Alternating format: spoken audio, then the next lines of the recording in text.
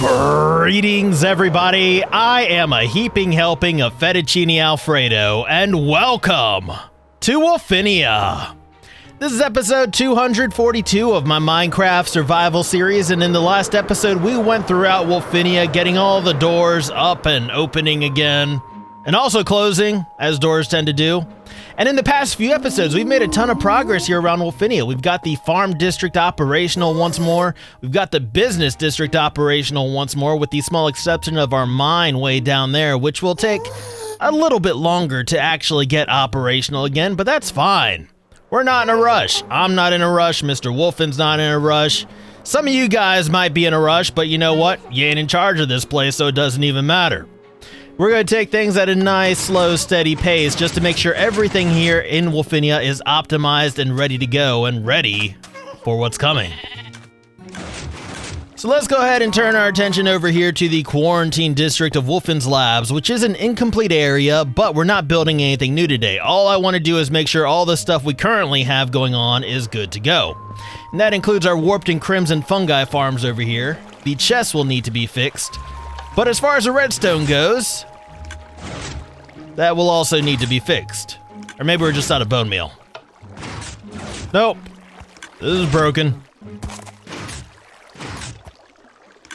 Yeah, so what it's seeming like is that the bone meal is being dispensed while the water is dispensed, which means we just need to adjust our timings here to have the bone meal dispense a little bit later. Hey, I heard it. I think that's it. All right. So now we have the disbone meal. The disbone meal. The disbone meal is dispensing a little bit later. And that provides us with ample time for what needs to grow, for the water to harvest it, for the water to go away, and for what needs to grow again. There is nothing I like more than an easy redstone fix. But we're not done with our crimson and warped fungi farms yet, because we have all these chests over here, which are single chests. They need to be remade back into double chests. So, I mean, that was easy enough, right? Some might say too easy. But I say we're on a roll. So let's go ahead and shift focus down here to our huge fungi farm. Now, I believe both these dispensers are now broken. There's nothing that actually activates them. We'll focus on that later. Right now, what I'm going to do is the easy stuff. I'm going to go ahead and fix all my chests here. So let's go ahead and rearrange the dispensers just slightly. We'll go ahead and do 3 dispensers, and we're going to make them all operational and actually work, because I've just been doing this manually for a while now. So we'll go ahead and do the redstone for one of these together, then I'll do the other 2 on my own. But basically, here's how this is going to work. We're going to have an observer sending its signal into the dispenser, which means we need to place it like this. And that's its face is now facing downward, right? So we're going to have another observer's face facing against that guy's face. That way they're observing each other, and they make a little clock. Now we don't always want this clock running because that's annoying, so we're going to add a piston down here to pull that observer away.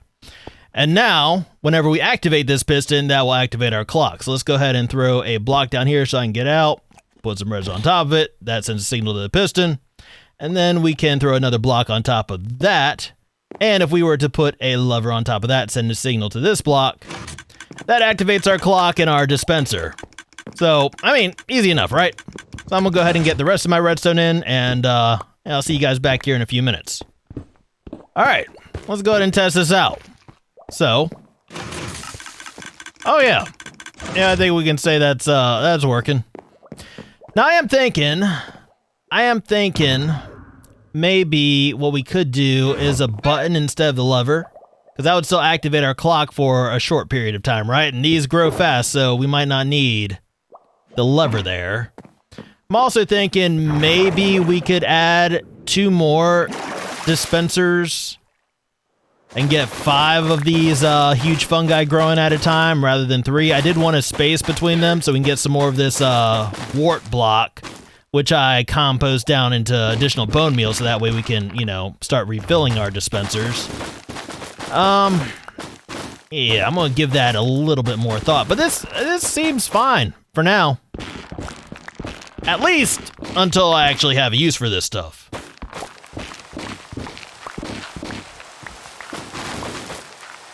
Hello. Or not. Did anybody else just see what I think I just saw? Hello? Hello?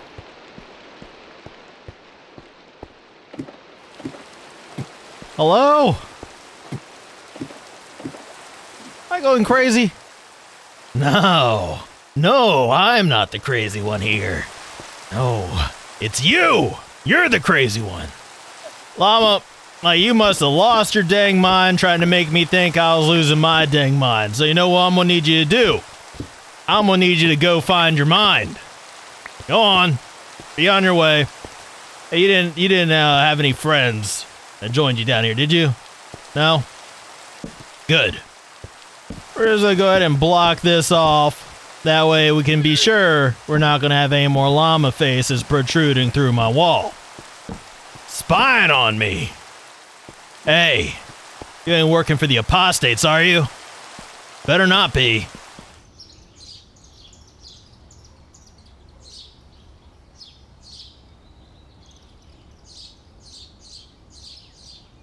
But since we are already over here, let's go ahead and shift focus to our Phase 2 slime farm. Now, this is no longer a slime farm. It's more slime storage than anything at this point, because the farm down there is no longer producing slime.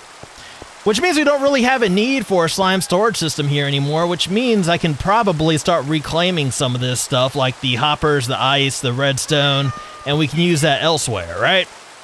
Makes sense to me. So, let me go ahead and start clearing this area out. Yep. I mean, I think that should hold me over for at least a little while.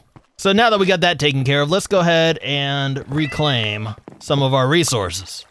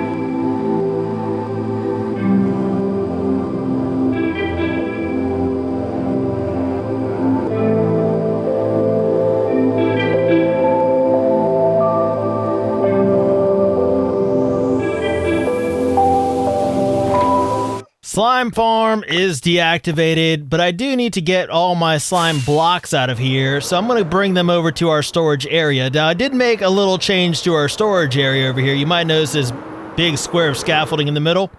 This is where I'm going to start storing stuff. Instead of putting it in random chests all around this place, I'm going to start stacking it over the input to our storage system. That way, once the storage system is actually done, it'll be a lot easier to get everything in there, right? You know, make things a little bit easier for future Pastel Seppo. But that's not where our slime is going. No, slime is going up here in my work area, so it's a little bit more easily accessible.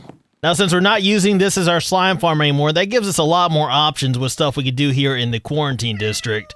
Like, I am going to leave all this stuff here in place because, well, it'd be too big of a pain in the butt to remove it. That, and that this is it's a historical site in our world. This is where I got my slime for a while, and y'all know how important slime is to me, right? Love my slime. So yeah, we might cover it up, we might build something over top of it, but it is going to stay in place. Now, the slime farm we're currently using in Phase 3 of Wolfinia is the slime farm we used in Phase 1 of Wolfinia, which is not as easily accessible as this one was. But that does remind me, I should probably get down there and clear that slime farm out of all its slime balls so that way we can get more slime balls to make more slime blocks, right? Now, these slime blocks I'm going to make, they're not going over to my work site. No, they're going to make their way over to our slime block storage back in the business district. Why did you not pop out? You know you're supposed to pop out, right? Yeah, thought so. I probably just need to move the pressure plate over the dropper. That's no big deal. I'll do that later, because that's off subject. Right now, we're talking about the slime farm and how it deposits its items after I craft them into the slime farm storage in the business district. I do want to make sure that works.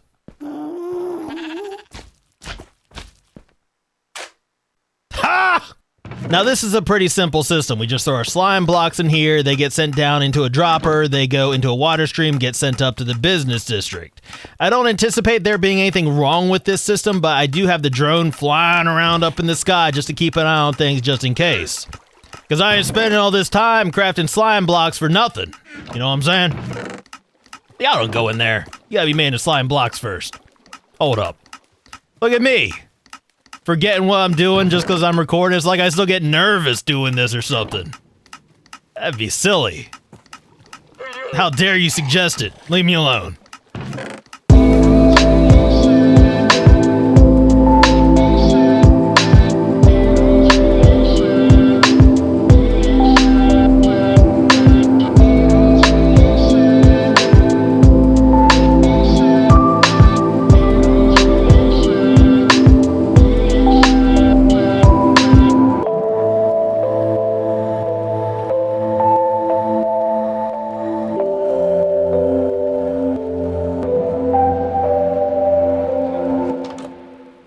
I almost forgot.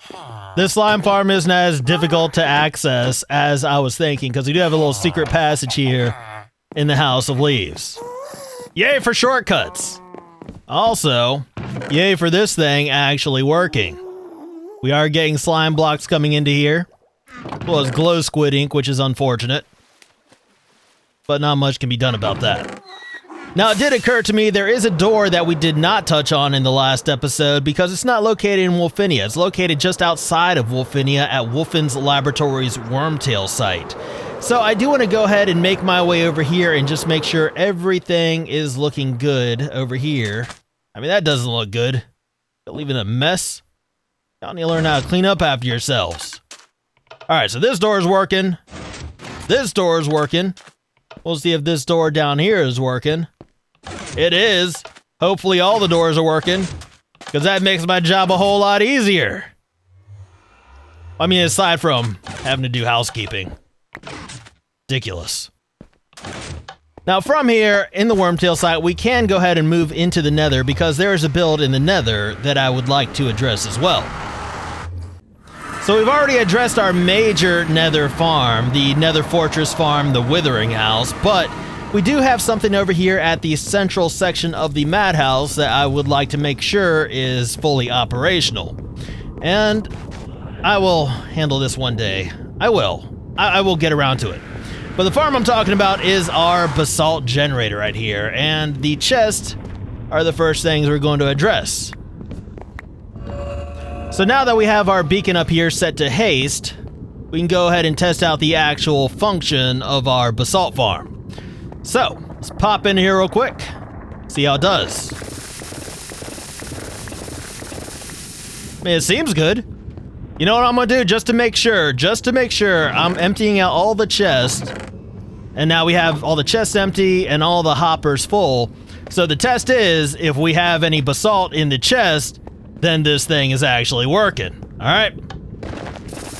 Because it's easy enough to see that yes, it is creating basalt, yes, we are harvesting that basalt, yes, the basalt is going all over the place and seems to be disappearing.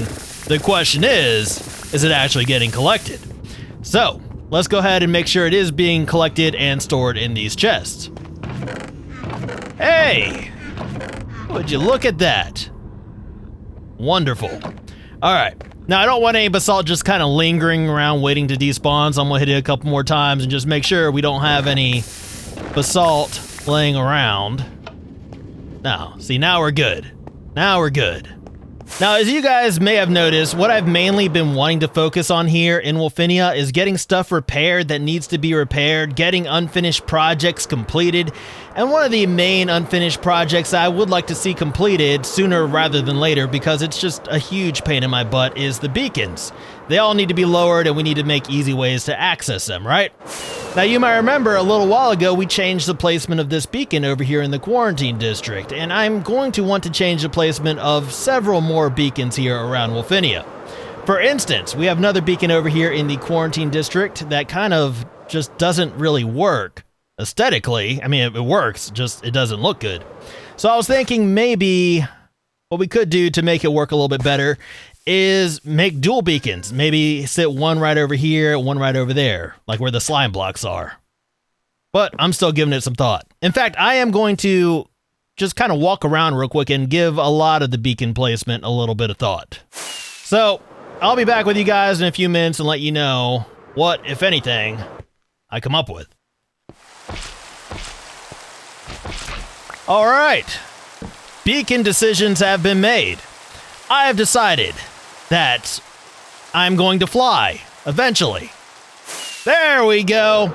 I have decided that we're going to place beacons at the center of each of these platforms leading out from the New Moon Bay. That means that this beacon right over here that's seemingly randomly placed can go. And we're going to add a beacon over here to cover any lapses in beacon coverage. Because I think, if my measurements are correct, we should have all of this area covered with beacon power once we get our beacons in. Hopefully, anyway. Same thing applies to this side. We'll have our beacons here on the platforms, and we'll have another beacon right over here. Additionally, we'll have another beacon right here, and a couple beacons right here. A beacon, owie, back here. And yes, there's a lot of beacons over here by the quarantine district of Wolfen's Labs. Well, we use a lot of power here. A lot of beacon power. Additionally, we'll have one more beacon set over here on this little platform facing the apostate tower, because it seems like a good place for one. Now, I don't just want to plan where beacons are going to go in this episode. I also want to get some of the beacons in. So what I'm going to do at this point is try to make a little bit more progress on the beacon project. I'm going to pick out a few I like, try to get them in place, and, well, that'll be a little bit more of it done, right? So, at this point, let's go ahead and call the drone on out here, put on a little bit of music, and get to work on that nonsense.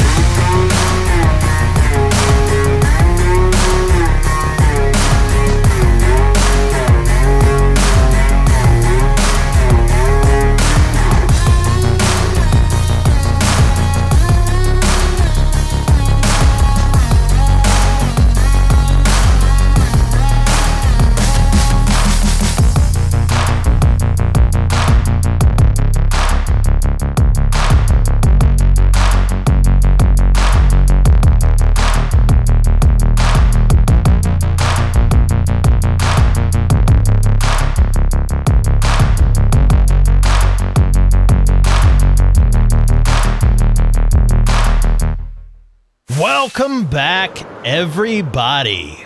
So, we've got 6 new beacons placed. We have beacons placed at the center of each of these platforms because these ones seem obvious to me. I am going to commit to having beacons here. Not so sure about the other places yet. I'm going to give that a little bit more thought, but you know what? We made good progress here. I know for some of y'all it might not seem like that because it's not visible progress, but trust me, this is going to help out a lot in the future. It's going to make things run a lot smoother at some point in the future. There will be a payoff eventually for me, not necessarily for you. But we are gradually getting Wolfinia back to where we need it to be. We have much of Wolfinia now operational. There are just a few things I can think of that will still need a bit of work. Speaking of, there was something I wanted to change up down here in the botanical analysis division that we worked on earlier, the big fungus farm, the huge fungus farm. It occurred to me that my redstone was bad. You know, I was working on the beacons, I was just thinking, wow, this redstone could use a bit of work. It's wasteful is what it is. Like we could have... Actually, we could change up a few things here now that I think about it. Firstly, since the stems are primarily what I'm after, why don't we go ahead and just do the 5 dispensers instead of the 3 that we were using before?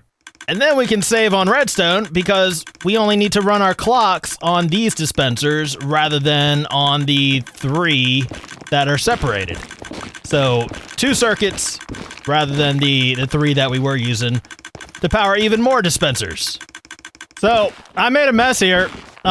But we will go ahead and I'll show you guys like how this is going to work. We'll give it a test.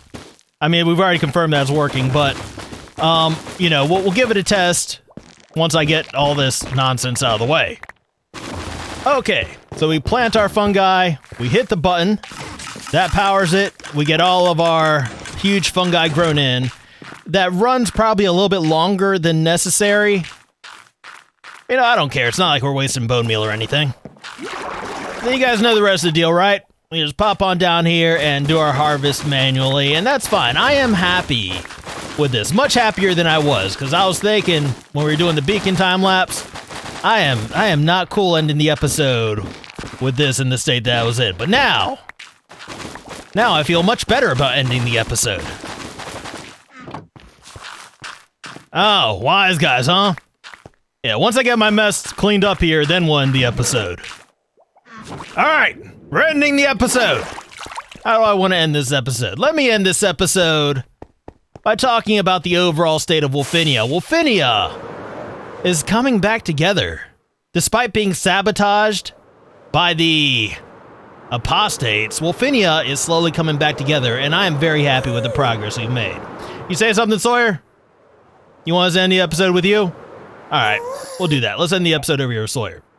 So, I hope you guys enjoyed this one. If you did, please be sure to hit that little thumbs up button. That would mean a whole lot to me. And if you want to see more of Wolfinia, please remember to subscribe. But as always, I just want to thank you guys for hanging out with me today. I deeply appreciate it.